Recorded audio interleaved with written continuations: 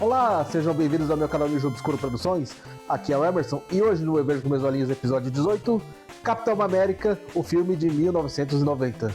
Eu fui apresentado ao personagem Capitão América graças a este filme aí dos anos 90, que eu via muito na sessão da tarde. Aí só depois do meu ensino médio, como vocês podem ver, tem um vídeo aqui mostrando minha coleção de quadrinhos, que eu fui ter os quadrinhos do Capitão América, passar a conhecer mais o personagem. Pois infância você não lembra de muita coisa de origem de personagem.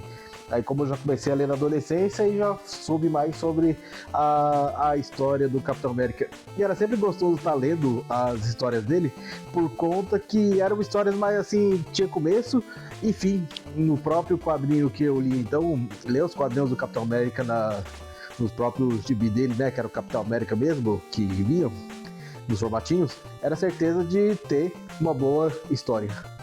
Ai, Emerson, por que você tá fantasiado de Wolverine? Esse não é o Vejo com Meus Olhinhos do Capitão América?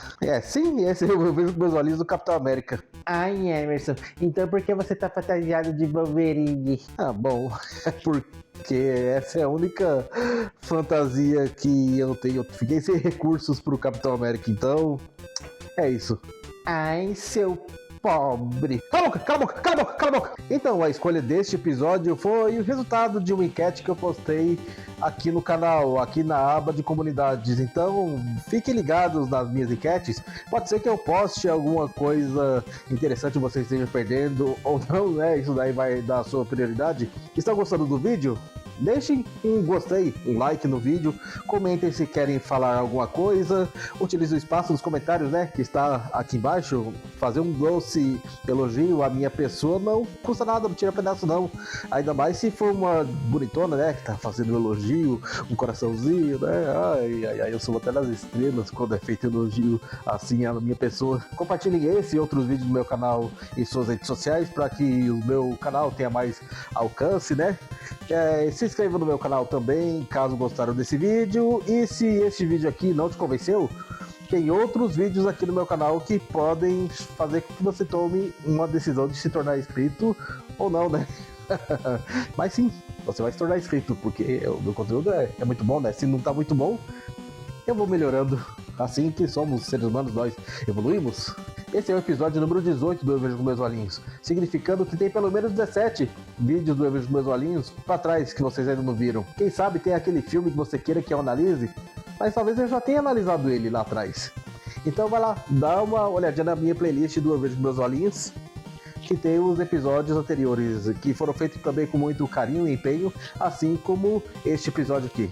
Pronto, eu já falei tudo o que eu queria falar, então me acompanhe nessa jornada maravilhosa por Capitão América, o filme de 1990. Quem pensava que era o Capitão América do Chris Evans? Quem sabe um dia. O filme começa na Itália em 1936. Mais Itália do que isso, só um monte de pessoas fazendo aquele gesto com as mãozinhas, comendo pizza de macarronada em um vinhedo, tomando vinho, e a Juliana... Di che bambino Matilde tá falando, Mariana? E aí, tia? Esqueceu as falas? Enfim, militares italianos invadem a casa com a família ouvindo música clássica. Eles estão atrás de um garoto que, segundo eles, é muito inteligente. Viram uma amostra dessa inteligência em ação mais pra frente. Eles pegam o garoto e matam sua família. Isso daí tá me lembrando a origem de Magneto lá no X-Men, o filme, que já tem um Eu Vejo com Meus Olhinhos aqui no canal. Tá vendo só? Tem um Eu Vejo com Meus Olhinhos de X-Men, o filme, aqui no canal. E tem o Eu Jogo com os Meus Dedinhos de X-Men Mutante Apocalipse. Vai lá, veja o teatrinho que tá bem maneiro. O chefe dos italianos mostra um filminho pra outra galera, mostrando um rato tomando soro e depois mostra o rato sob efeito do soro, que parece o macaco-rato da Sumatra do filme Fome Animal. Esse é o soro do super soldado. Bom, ao menos uma das suas versões, criadas pela doutora Vazelli. Xiii, já começou a lacração. Trocaram o Dr. Skinny pela doutora Pizza sabor sanitária? Piadas à parte sobre a lacração, eu não sei por que trocaram o país de origem do Caveira Vermelha, que originalmente nos quadrinhos ele é alemão, trocaram para italiano. E trocaram também a nacionalidade e o sexo do cientista que criou o soro do super soldado, que antes era o Dr. Abraham Erskine. Aí trocaram pela doutora Vazelli, que é da Itália. Aí, Emerson, ainda era muito recente a ferida aberta pela Segunda Guerra Mundial. Ah, tá, Segunda Guerra Mundial. Na época do filme, em 1990, que ele foi filmado, que ele foi lançado, a Guerra Mundial já tinha, sei lá, passado uns 40 anos pra lá. Não teria motivo do filme não falar sobre Alemanha e cartografismo. A doutora sanitária é contra o uso do soro do super soldado em seres humanos. Ela consegue driblar 2 guardas correndo com salto alto e ainda consegue saltar uma janela. Ou é a força do feminismo, ou ela testou dela mesma uma versão aprimorada do soro do super soldado. E mesmo com a doutora fugindo, o experimento acaba sendo realizado no garoto italiano de qualquer forma. Já no ano de 1943, a doutora sanitária agora está do lado dos aliados. Oh yeah, America! Ela aprimora o soro do super soldado, que não causa mais deformações ou desperta sentimentos violentos. E agora ela quer testar o soro em humanos. Como os anos fazem as pessoas mudarem de opinião, hein? Ela vai testar o soro em um garoto com poliomielite, o Steve Rogers. Então vamos ao Steve Rogers. Só um minuto, Russ. Não, Desculpem, amigos, não podemos fazer isso sem a Bernie. eu não acredito. Márcio Simões dublando o Capitão América. Agora pare o relógio, senão eu vou levar você comigo. Bom, na verdade, eu sempre sonhei ouvir a voz do Maurício Berger do Capitão América, pois quando eu leio os quadrinhos é a voz do Maurício Berger que eu ouço na minha cabeça como a voz do Capitão América. Mas aqui nesse filme eu não reclamo não, a voz do Márcio Simões tá bacana no personagem. Quem quer escolher o Márcio Simões para dublar o personagem se deve a ele já ter dublado o ator Matt Salinger no filme A Vingança dos Nerds. Aliás, para os leitores de livros de plantão, o sobrenome Salinger não deve ser estranho a vocês, já que Matt Salinger é filho de J.D. Salinger, o escritor que fez sucesso no final da década de 40 com seus livros. Voltando ao filme, tendo uma festa de despedida para Steve Rogers, dublado pelo Márcio Simões, o ator Matt Salinger tem boa forma e está utilizando roupas maiores para parecer mais magro. Boa sacada da equipe, pois para a época não se tinha os efeitos especiais avançados de hoje para esse tipo de transformação corporal. Essa é a mãe do Steve Rogers, que mais parece ser a irmã mais nova dele. Todos os familiares e amigos de Steve Rogers estão lá, mas ele sente falta da namorada, e ele vai atrás dela e a encontra na praia. Bernie! Ai, Emerson, quem caralho é Bernie? Cadê a Peggy Carter? Calma aí, o filme está certo e está errado aqui. Steve Rogers realmente namorou uma Bernie, no caso Bernadette Rosenthal. Isso foi nos quadrinhos dos anos 70 e 80. Ela era uma vizinha do apartamento de Steve Rogers. Eu até penso que foi feita uma referência a Bernadette Rosenthal no filme Capitão América e o Soldado Invernal, com o disfarce de Cheryl Carter como vizinha do apartamento do Steve Rogers. Mas aí tem um erro, nos quadrinhos, Bernie foi namorada dele e depois ele ser descongelado, e não antes do congelamento de Steve Rogers. Eu vou te esperar, sempre, sempre, sempre. Na despedida, Bernie diz que vai esperar o Steve Rogers sempre, sempre, sempre. 3 vezes sempre, não é muito sempre não, são 3 eternidades. A doutora vaso sanitária foi lá buscar ele, e essa cena me lembra...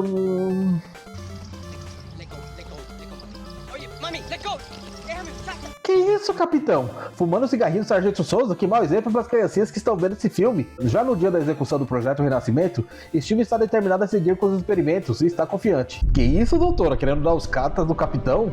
Que tarada, velho. Olha só o que você fez, doutora. Mandou a confiança do nosso homem pro espaço. Olha a cara de desespero dele, pensando que teria que limpar a teia de areia entre as pernas da velha coroca. Esse Ron Burgundy aí começa a perguntar demais. Muito suspeito isso, não? Onde arranjou sua combate? Ele vai ser um herói nacional. Ele pode não ser um super-homem. Isso é maneiro demais. Existe um universo DC e um filme antigo da Marvel. Os filmes do Deadpool não fizeram isso, primeiro citando Batman e Robin. Mas vai ser o símbolo vivo do que este país defende. Oh, it's too American for us to understand. O experimento começa.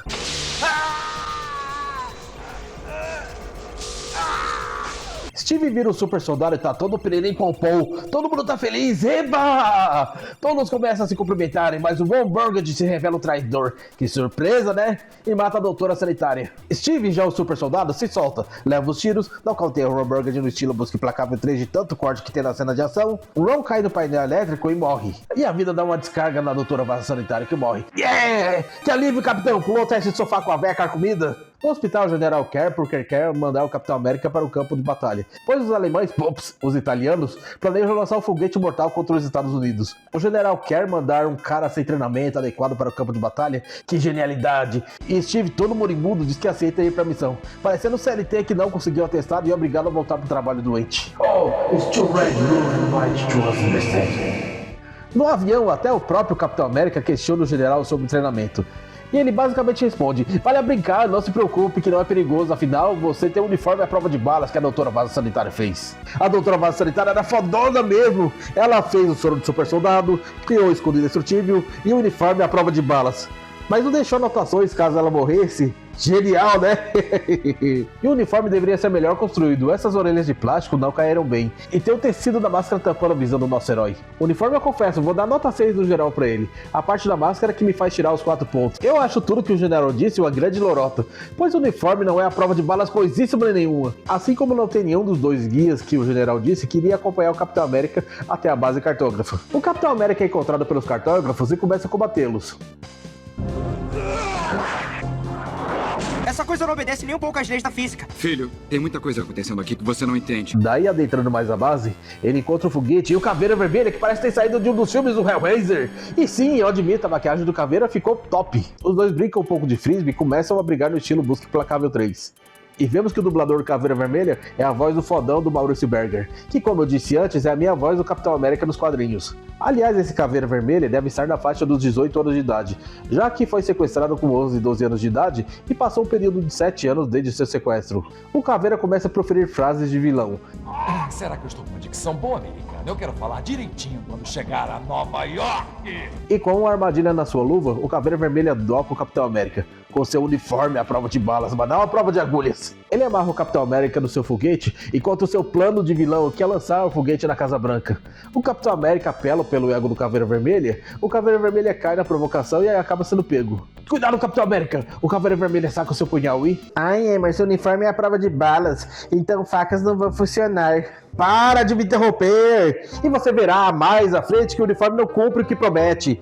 Nem aguentou uma mísera agulha, vai aguentar balas e facas? E se prometesse o que cumpre, tem ainda o rosto e os olhos do Capitão América que estão descobertos, certo?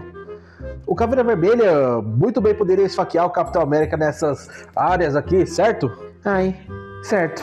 Ai. Então, voltando ao filme, ao invés de acertar apunhaladas do Capitão América para que ele o largue, o burro do Caveira Vermelha corta a própria mão. Aqui não é Jogos Mortais não, tá? Em Washington DC, em plenas 4 horas da madruga, um garotinho chamado Tom Kimball, que tem sobrenome parecido com aquela marca de sorvete cara e gostosa, não consegue dormir e sua mãe bonitona reclama com ele. O garotinho tudo bem, é um nerd no assunto da Casa Branca, tá ansioso pra ver a Casa Branca, o presidente, tudo que tem direito. E ele tá louco pra realizar seu sonho molhado de nerd. O meu sonho é ter os jogos do Metal Gear com Mark Simões dublando Solid Snake. E isso todo mundo já sabe. O corpo do Mestre Miller foi encontrado agora em sua casa. Ele está morto há pelo menos 3 dias. Então quem é? Liquid. Como é que... Você serviu o seu propósito.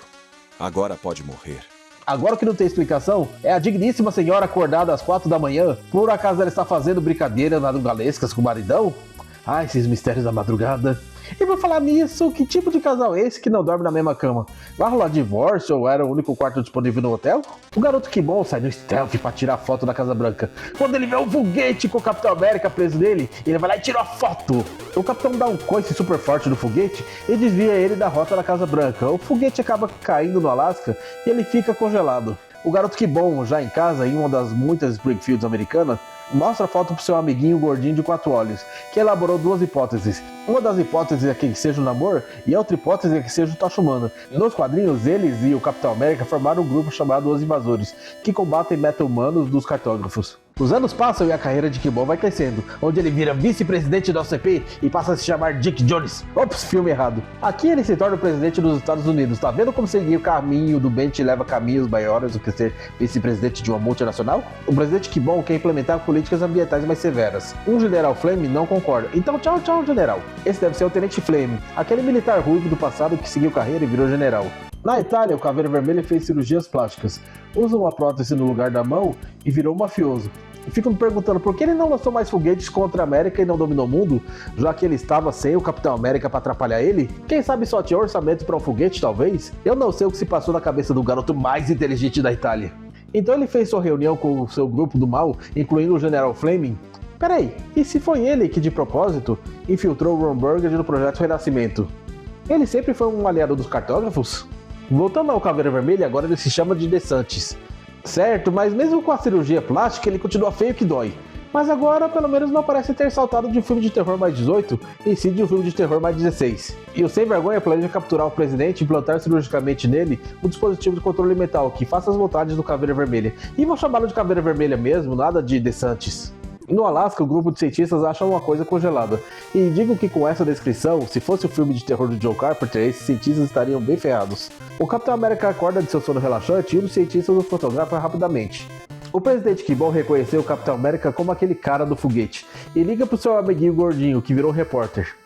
O presidente Kimball pede pro tio Pancinha ir atrás do Capitão América. Ele é presidente do fucking Estados Unidos, a nação mais poderosa do mundo, com um grande serviço de inteligência e homens treinados. E como o gordinho citou no ano passado, há mais super-heróis por aí. Não é possível que não tivesse nenhum super-humano a serviço do governo americano? E tudo que ele manda é o velho da cerveja com óculos de fundo de garrafa? O Caveira Vermelha tem uma filha, só pode que ele pagou uma mulher da vida pra fazer amor com ele. Que mesmo ele tendo feito aquelas cirurgias plásticas todas, ele continua feio que dói. Ou ele pagou uma mulher, ou ele encontrou uma mulher com fetiches por homens feios. E essa filha só pode ter puxado a mãe, pois ela é linda.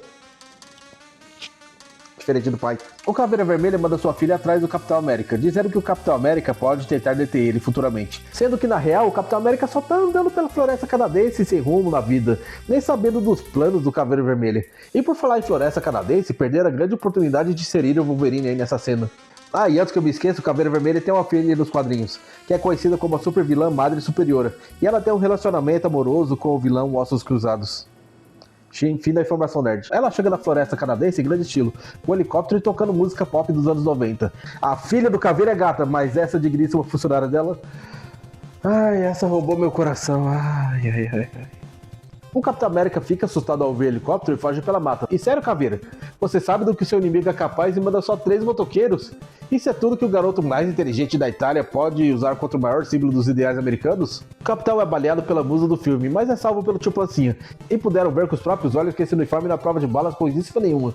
O Capitão desconfia do velho barrigudo, ele vê um gravador feito no Japão, carro da Volkswagen fabricado na Alemanha, evidências e mais evidências!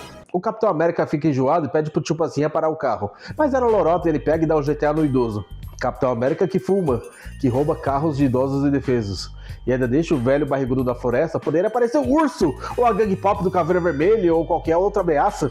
Já em sua cidade, o capitão se depara com mudanças, com Noias pedindo cigarrinho do Sargento Souza pra ele, parecendo que ele acordou no Rio de Janeiro. Ele tá fugindo dos Noias, mas arranja tempo pra adivinhar uma bonitona. O Capitão América chega na casa de sua namorada, ele, confuso, do mesmo jeito que o Pedro Pascal tem ataques de ansiedade perto de mulheres bonitas. Sei. O Capitão pensa que a moça chegando na casa é a Bernie, mas a Verrugueta golpeia com um monte de latas vazias e a Verrugueta grita por ajuda. A mãe dela vem e é a Bernie, já idosa. E depois vem o pai da Verrugueta e olha só a pose e o jeito que o Bigoda vem. Cena até bonita do reencontro, só o Bigoda com sua tentativa de pose de pai furioso que conhece o namorado da filha. Oh, ele tocou nos melões dela! Que estragou o clima do reencontro. Dentro da casa, o Capitão e a Bernie conversam. E o que é isso? O Capitão América bebendo leite? Além de fumar e roubar, estamos diante do Capitão Hydra, por acaso? Bernie esperou por 16 anos e se casou com o Bigoda. O que aconteceu com... Eu vou te esperar. Sempre. Tirando a minha zoeira, até que é uma cena bonita dos dois. Ela tinha esperança que ele ainda estaria vivo e que voltaria um dia, e manteve a casa para que, quando ele voltasse, conseguisse reconhecê-la. Ela também disse que esperou até os 38 anos e quis ter filhos e acabou se casando com o Bigoda. Na base do Caveira Vermelha, ele está puto com a sua filha, hein? Nada acontece, nem um tapinha no bumbum, nem nada. Que papai mais safe e tranquilovis que é esse? Ex-maligno tirando um cartógrafo. O tio Pancinha olha os arquivos do Projeto Renascimento e acha o endereço antigo da namorada do Capitão América. Com quem foi que ele conseguiu esses dados sigilosos? Talvez com o presidente? Ah, vai saber, né? Aceite que ele tem os arquivos e pronto, ele tem. A filha do Caveira tem escutas no telefone do repórter. Como que ela sabia que o repórter estava atrás do Capitão América? E ela acaba sabendo a informação do endereço da Bernie e leva sua gangue pop para Califórnia. Na casa de Bernie, o tio Pancinha aparece pedindo informações, mas é baleado pela filha do Caveira. Pai Bigoda também leva um chumbo e Bernie é confrontada pela filha do Caveira. O Capitão América fica hospedado na casa da Verrugueta, que eu não falei, ela é a Sharon Carter. Fica impressionado com a tecnologia do videocassete. Isso tudo é porque ele não viu o DVD que veio com making off, possibilidade de trocar de idioma e o mais importante, não precisa rebobinar. E não deu tempo nem dele tirar a ferrugem, a Verrugueta recebe o telefonema e eles vão para casa da Bernie. O pai Bigoda sobrevive ao massacre da filha do Caveira, mas Bernie não sobrevive, assim como o tio Pancinha, que antes de morrer, pede que o Capitão América entregue o presidente o antigo brinquedo deles na infância. No hospital, a Verrugueta muda a TV pro Roda Roda Jequiti, só idoso pra gostar desse tipo de programa de TV. A programação foi interrompida, pois o presidente Kimball foi sequestrado na Itália, e não foi mostrado como, só noticiário da TV, maneira de economizar os trocados da produção. E o Capitão América tem a ideia de ir ao local onde o projeto Renascimento foi realizado. Não, espera, não pode entrar.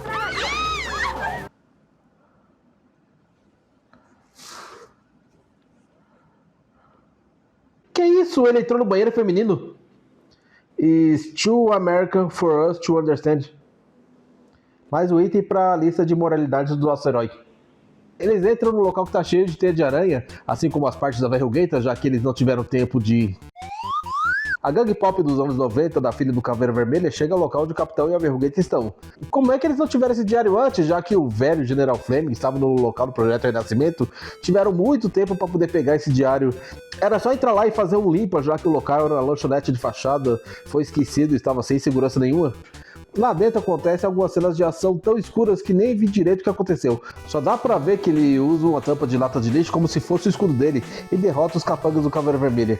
E a gangue que ele derrota nem é aquela gangue pop dos anos 90 da filha do Caveira, mas sim capangas genéricos vestidos de mafiosos. Lendo o diário da doutora Vaso Sanitário, a Verruguenta sabe da origem do Caveira Vermelha e encontra uma pista de onde ele pode estar. Com o presidente Kimball em cativeiro, o Caveira Vermelha injeta drogas pesadas nele.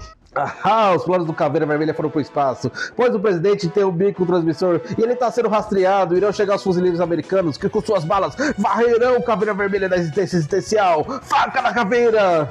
Oh não, um transmissor escondido. É alguma coisa parecida com... Deu ruim, Mr. President.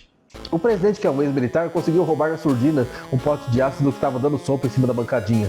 Na Itália, usando o carro do Mr. Bean, o Capitão América usa o único truque que ele conhece, o velho truque do Joe para dar o GTA na pessoa. No caso, a Verruguenta foi vítima dessa vez. Bem que ele deveria ter usado o truque do GTA nos Estados Unidos e não na Itália, afinal, 2 passagens de avião são mais caras do que uma passagem, né?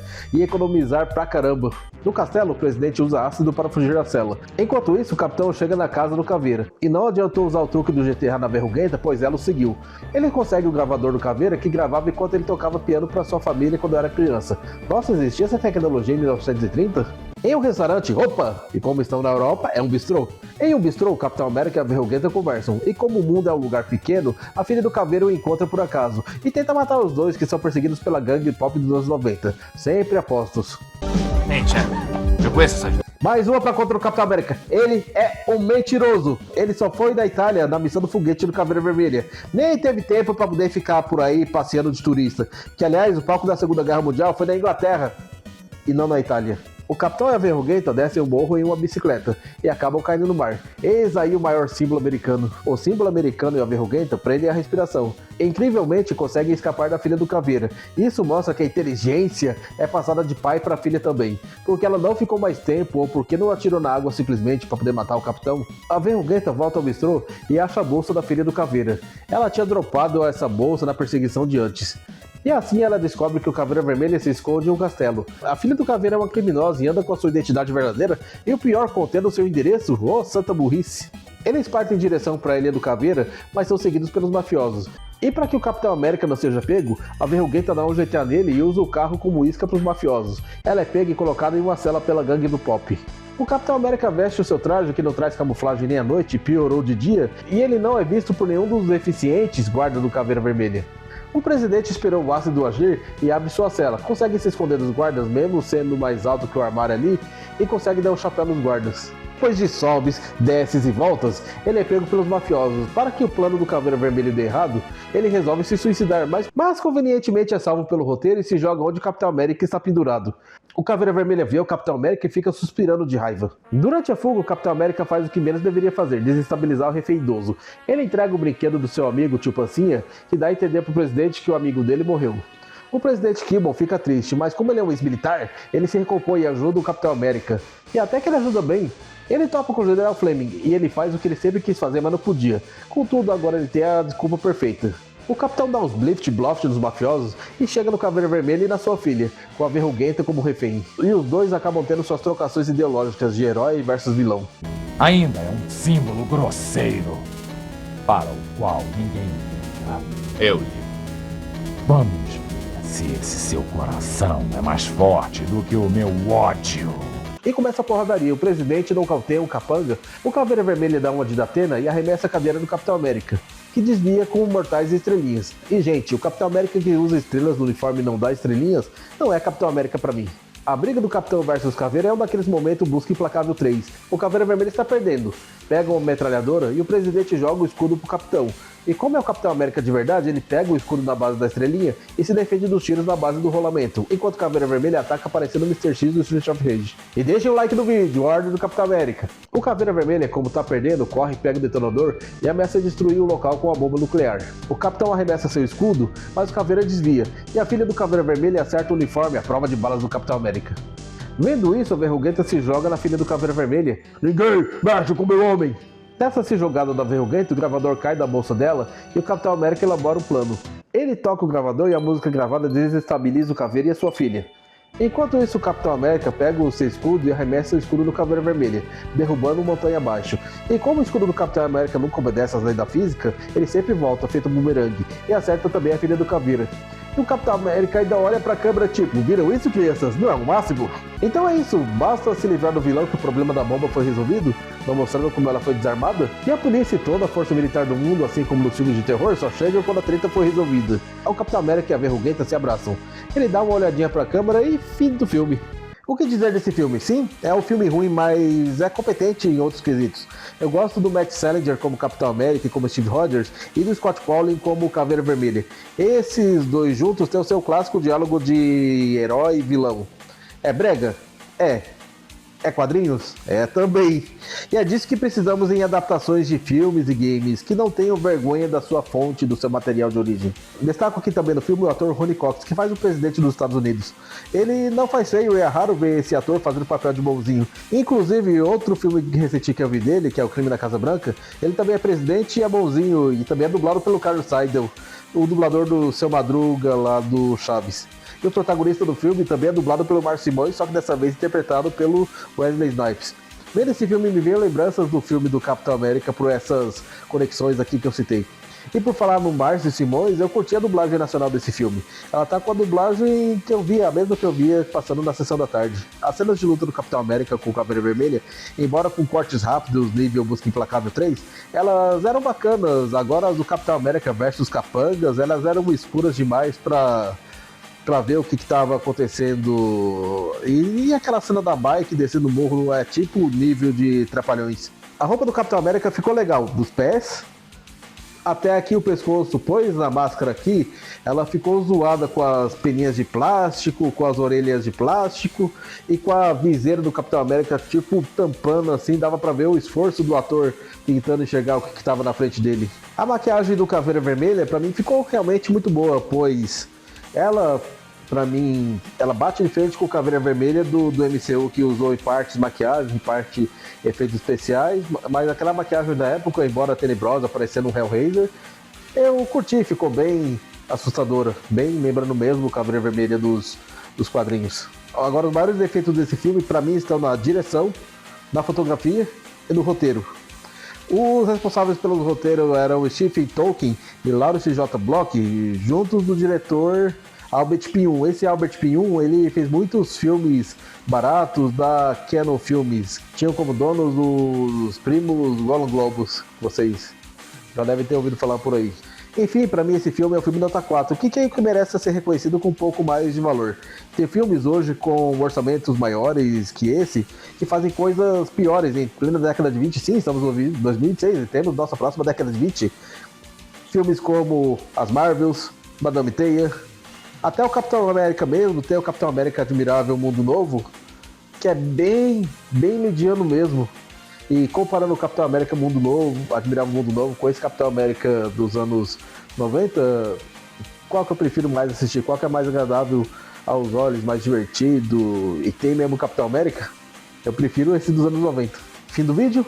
Curtam, compartilhem, comentem, se inscrevem, hypeiem o vídeo. Nossa, um monte de pedido, né? Façam tudo isso, ou Caveira Vermelha vai puxar o seu pé enquanto você dorme em Washington DC, daquela sua visita na Casa Branca.